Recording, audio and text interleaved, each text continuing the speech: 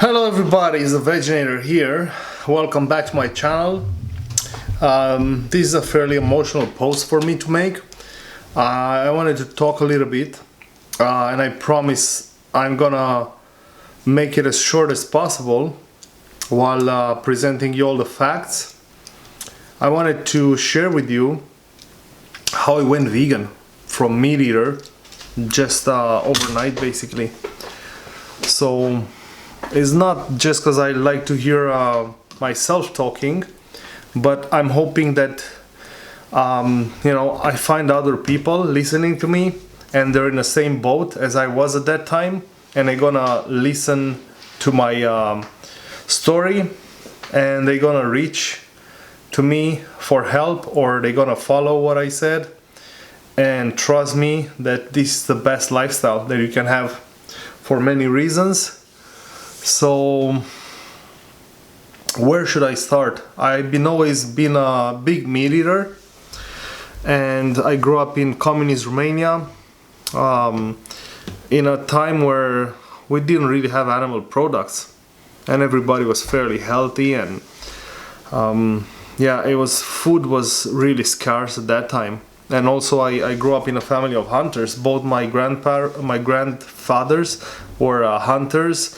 I seen a lot of animal cruelty back in the day. I was following them on their trips, but I also realized I had a compassionate side because I was bringing back a lot of animals that they would hurt and not kill, and I would just rescue them and take care of them until mostly like birds, and then I just let them go.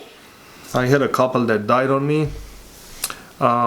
But yeah, I guess there was a time where this journey started. In the meantime, just like everybody else, you get brainwashed by society and you simply start eating meat without having this connection, where it comes from. Everybody, when you're a kid, you know things, but when you're growing into an adult, you start becoming desensitized, and there's this cognitive dissonance taking over, so you don't make the connection where the piece of meat in on your plate comes, and you don't know about the animal struggles and how they get killed needlessly and all of that stuff. Everybody's trying to hide that from you. So I was in that situation. I was even worse because I started bodybuilding. I went to school, took physical education, and we had nutritional studies and all that stuff in university. So everybody's pushing the protein meat. And even today, they're not telling you about health problems that it causes, from type 2 diabetes to cancers to heart disease. Heme iron in meat, what does it do? TMAO production and IGF-1 that it increases, and all of these issues, So I had to learn it by myself just recently. However, at one point I started, and I think it started about 6 years ago, and it started building up over the course of a year or maybe a few months, where I started getting these messages, and my subconscious mind started picking on them. There were people posting animal cruelty stuff on social media, and obviously, just like everybody else does, or most of the people do, you just ignore them. Because you don't want to feel bad about yourself, you don't want to feel guilty, you just acknowledge it, and then you're trying to whether reject it, argue with that person, or just move on, which I did. But my brain started bothering me, because without me being involved, like I said, my subconscious started taking these messages, and I started realizing that what I was doing was horrible. However, the problem was, I believe that mostly because of my background and my education, that you couldn't be healthy or keep your muscle mass or build extra muscle if you didn't have meat in your diet. So the next step, so that I feel better about myself and my actions, I started looking for these places where they were selling game meat or exotic meats or more ethical kinds of meats, and I found one, and I started buying anything from crocodile to like alligator. I had alligator sausages, and I was acting like it was such a big deal. You know, it's nothing but cruelty anyways, and misery for the animals. And then I started getting camel because I actually thought they were, you know, harvesting those camels, like some people say, harvesting animals, which is stupid. They were wild animals in Australian outback, and I was under the impression that somebody would just shoot them with a sniper, and the animals are roaming free and they have a bullet through their heads and they don't know what hit them. They die super fast, and soon I realized it wasn't the case. And actually they were getting rounded up and taken to a slaughterhouse, and they were wild animals and they were terrified. And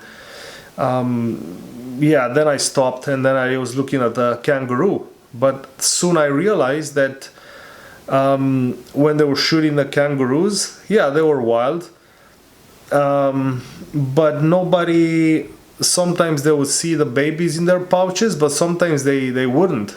So then they'll have a dead kangaroo, and then they would realize when they approach it that they had a baby. They would have a baby or a joy in their pouch or in their marsupium. So I read on some websites some regulations and guidelines on how to get rid of those babies, so they don't leave them orphan and they would just club them over the head. I'm not gonna cover all of these things. Yeah, I'm living in Canada, so I soon found out about the Canadian seal hunt and all these Faroe Island pilot whale massacre in Taiji in Japan, where they killed the dolphins. And by mistake I saw footage of slaughterhouses. They were slaughtering horses, and I think it happens on east coast of Canada too. Even the Americans are sending the horses there, unless I'm wrong. So I was shocked, because I thought at least with these animals, unlike cows and the others, chickens, and which are useless to the humans, the horses have a symbiotic relationship somehow with humans, and that wasn't the case. Same fate. The horse, I've seen them in a slaughterhouse, bolt in their head, and then they will have their throats cut. So then slowly I realize, okay, maybe I care too much about land animals. I'm okay if I just eat fish. I know fish have a central nervous system too, but maybe why not shrimp? I like shrimp. Maybe mussels and oysters and those mollusks I never liked. They were just I ate them, but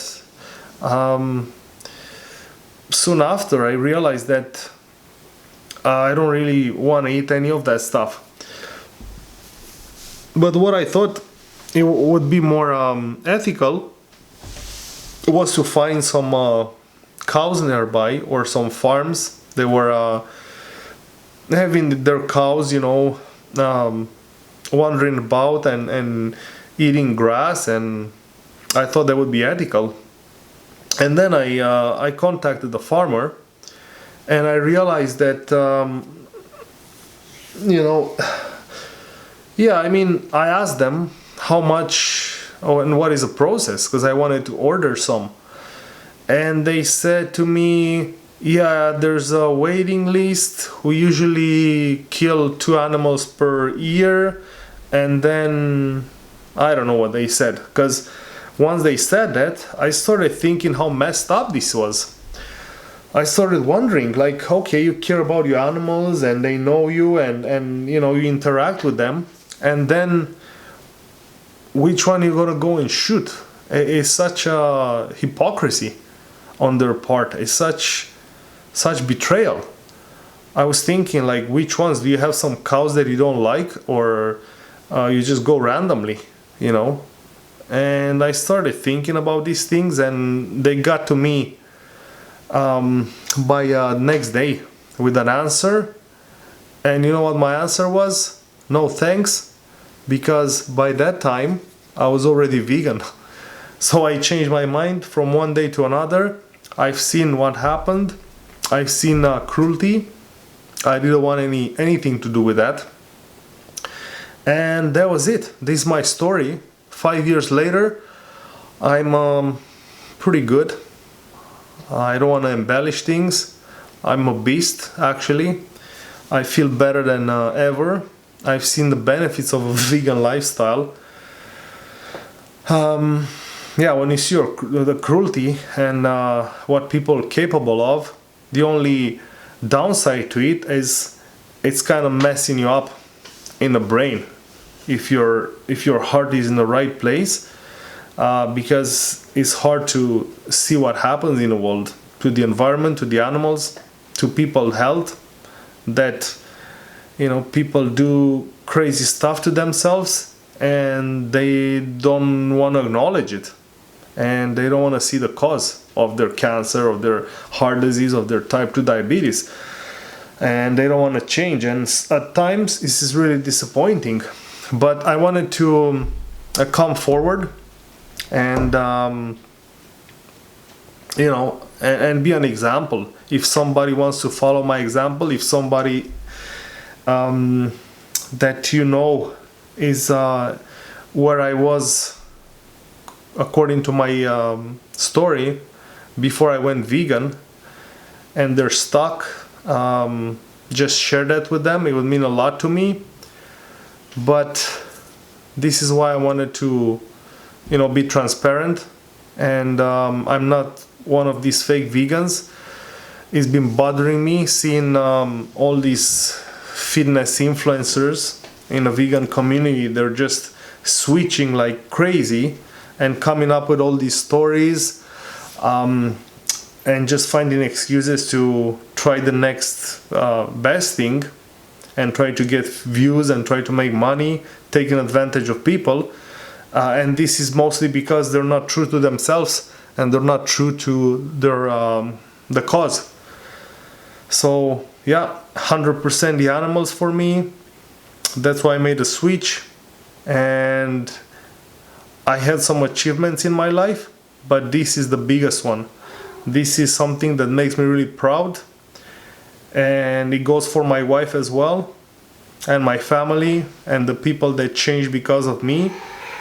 I have my cats, they want attention here. Daisy! Yeah, so this is my story. Thanks for watching. Please like, subscribe, share this, and again, thanks. See you soon.